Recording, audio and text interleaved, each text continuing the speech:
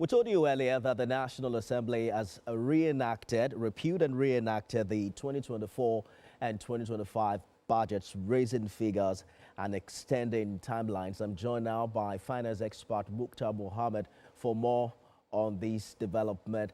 Mr. Mukhtar, what does this adjustment really mean for us as a nation? What message really does it send to investors and rating agencies about our fiscal discipline and planning credibility?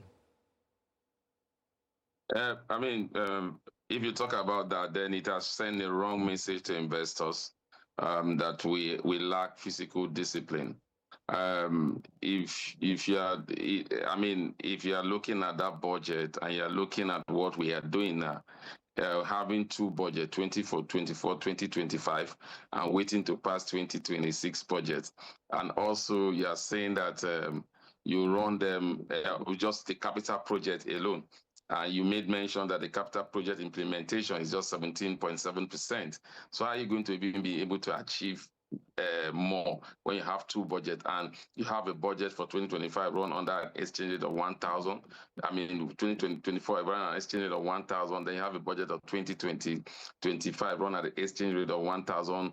One is 1,750, the other one is 1,000. So how do you comprehend those? And we have an exchange rate of 1,500. So it's chaos, and it does not send good report to international committee investors also. And again, when you look at even our current 2026 budget, you're talking about fiscal discipline. We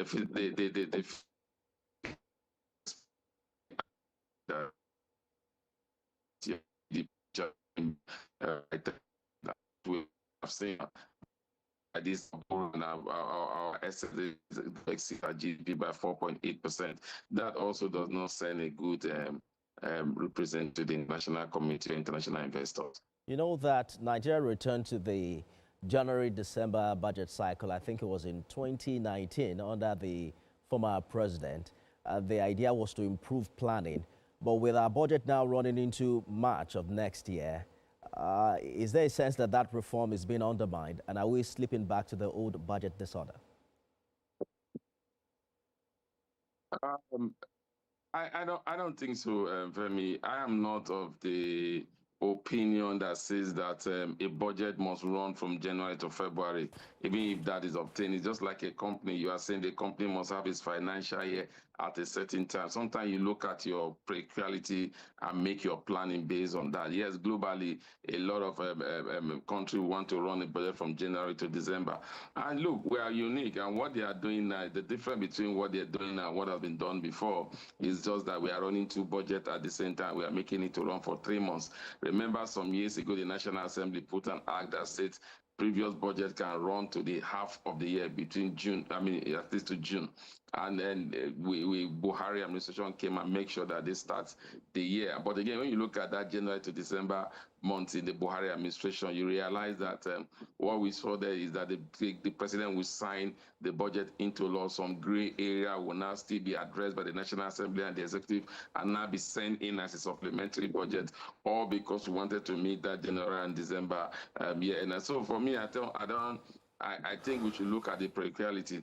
If you want to meet a January to December year and you want the National Assembly to do the right thing, then you must also be thinking of submitting a budget sometime in September towards October, so that they have whole 3 months to go through it, go through the details, and then pass it in January 1st. So any attempt to bring the budget sometime in November and October is just a fire brigade approach, and that does not all go well to the International Committee, and it does not even give businesses a means to plan. And also, even the parastatals and the agencies will be running to the National Assembly to bring document A, document B, because they are looking for that this budget will be signed. And so that creates room for padding, and that also creates room for a lot of corruption. Finance expert Mohammed Mukhtar, thank you so much for talking to us on the news tonight.